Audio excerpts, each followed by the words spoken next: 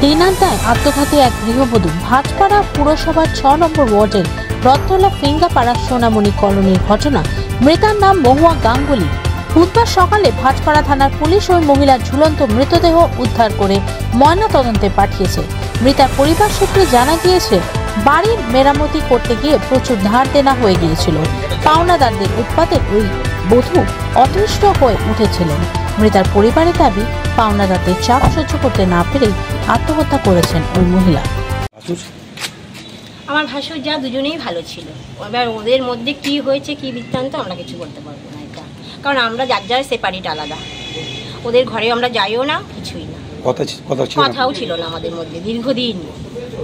মানে কিছু শুনেছেন যে মানে কি করে হলো এমন ঘটনা, কি শুনেছেন? শুনেছিলাম একটু একটু ঢাক দানা আছে, সেটা তো বলতে পারবো না। ওনার মনের ভেতর কি ছিল আমরা কিছু বলতে পারবো না। কখন হয়েছে এরকম ঘটনা শুনেছেন? উনি বলতে পারবেন। কখন হয়েছে ঘটনাটা শুনেছেন? না বললাম না, সকালে চা বিস্কুট খেতে খেতে চিৎকার চেঁচামেচি শুনলাম।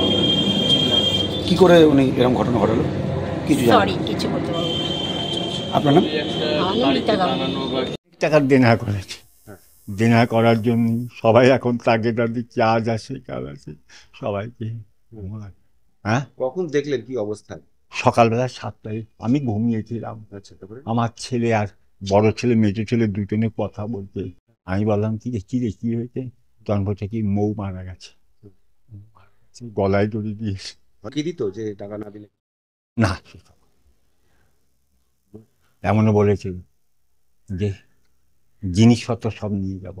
কারা বলেছে? ওই যে একদিন এই ভয়তেই আমার নাতির একটা ফোন ছিল, নাতি শখ করে সেই ফোনটা নিয়ে গেছে। টাকা নিয়েছে? নিয়েছে এই এদিকের একজন, যাদের কাছে টাকা নিয়েছিল। হ্যাঁ। আপনার নাম কি কাকাবাবু? আমার নাম অসিত গাঙ্গুলি। আপনি কে হন? আমি শ্বশুর।